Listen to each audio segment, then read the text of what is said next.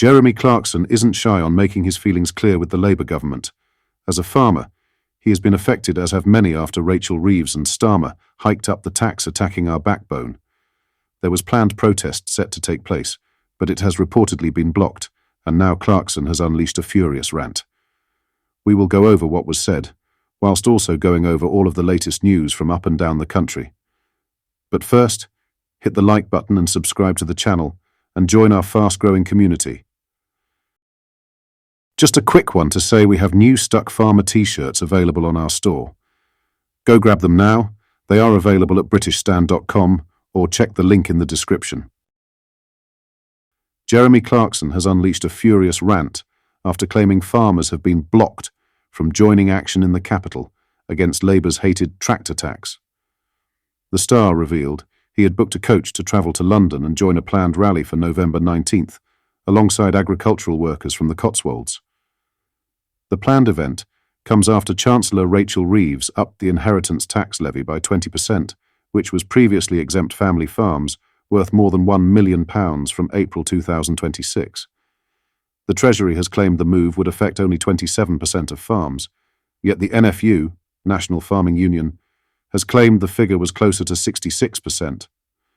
Whilst the planned rally is still going ahead, Clarkson issued a lengthy rant where he claimed his plans to attend had been shelved, sharing his anger that pro-Palestine and Just Stop Oil demos are still going ahead. Writing via The Sun, Clarkson penned, "Perhaps if I had draped my tractor in a Palestinian flag, it would be different. It seems that if you are from Just Stop Oil or protesting about Gaza, you can do what you want. But farmers are treated differently by a government that is waging an all-out war on the countryside. We wanted to protest in a dignified and sensible way, which was why I had booked the coach, rather than causing disruption with tractors and farming vehicles. I am in a fortunate position, but I feel desperately sorry for other farmers who are very angry and anxious about the future. The NFU have said officially they don't want to disrupt people's lives, but I have it on very good authority they have been told to do this." According to a memo sent out by the NFU on Wednesday, legal issues have put a dampener on proceedings. It allegedly read, "There are legal issues which mean we can't simply turn up in numbers in Westminster in the streets or the open spaces. We cannot risk either member or public safety or the loss of public support that could come from an illegal demonstration." The union has said that it simply isn't the case, with a spokeswoman saying, "There hasn't been any imposed restrictions on the NFU that would limit our activities in London.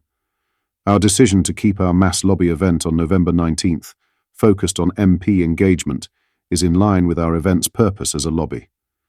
Our event is not a protest, and has never been a protest. We are coordinating with the police, just as we are with the venue and other parties, to manage logistical requirements for our lobby. This is standard for events of this scale. There are no legal issues preventing our event, and the NFU is not involved with or endorsing any protests or rallies in London on this topic." The union also revealed the event is already at full capacity and urged no new farmers should travel to take part unless they have been registered. In some other news, Foreign Secretary David Lammy has said he will seek to warn Donald Trump that harming the UK by hiking tariffs is not in his interest. It comes as there are concerns about possible tensions with the incoming president, whose pledge to raise tariffs on imports into the US could hit the UK economy. The president-elect has said he wants to increase tariffs on goods imported from around the world by 10%, rising to 60% on items from China. Lammy told the BBC he was quite impressed by the Trump campaign when he met them on a trip to the US earlier this year. When asked if he would seek a special trade arrangement with the US to avoid the tariffs on UK imports, he said, "We will seek to ensure and to get across to the United States, and I believe that, they would understand this, that hurting your closest allies cannot be in your medium or long-term interests, whatever the pursuit of public policy, in relation to some of the problems posed by China." It comes as Lammy has described his previous remarks about Trump being deluded, dishonest, xenophobic, narcissistic, and a neo-Nazi sympathizing sociopath as old news. While he added that it would be a struggle to find any politician who had not said some pretty ripe things about Trump, the Foreign Secretary admitted that Trump did not bring them up when the pair met in September. Lammy also said he had felt in his bones there could be another Trump presidency, but added a state visit in the next year would be a bit of a tall order as they take time to organise. New Conservative leader Kemi Badenoch has called for an apology for comments senior Labour figures have made about the president-elect. However, Chancellor Rachel Reeves tried to play down the impact Lammy's past criticism would have, pointing out that J.D. Vance had used choice words about Trump himself, but was still chosen as his running mate. In the lead-up to the 2016 presidential election, Vance was a public critic of Trump, referring to the Republican businessman as an idiot and said he was reprehensible. Reeves said, "Well, look, the Vice President-elect of the United States has used some choice words about the President-elect in the past, but the point is, those comments were in the past."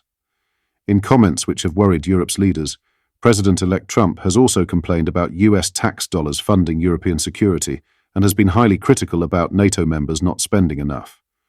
Prime Minister Keir Starmer said boosting defence spending to 2.5% remains the commitment of the government, but did not set out a timeline to reach it. Trump has started to appoint his top team for when he takes over the presidency in January, having picked his campaign co-chairwoman, Susie Wiles, as his White House Chief of Staff.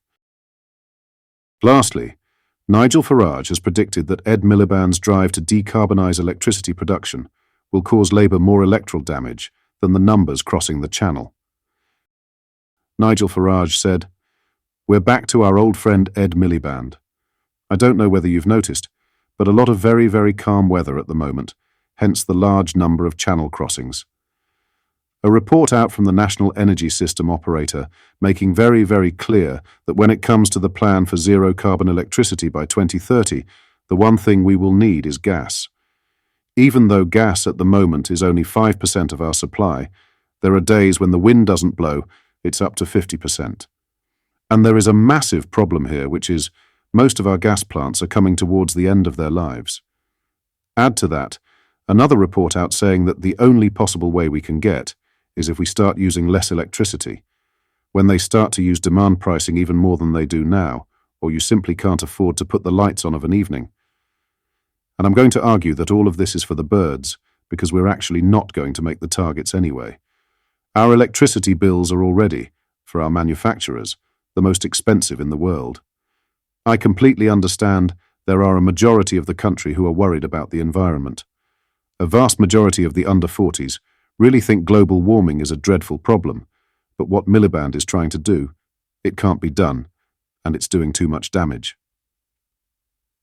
Looking at the strike prices that have been done for the new offshore and onshore wind projects, I think electricity prices will be a lot higher in a few years. Ed Miliband's ambitions are not even net, a zero-carbon electricity system.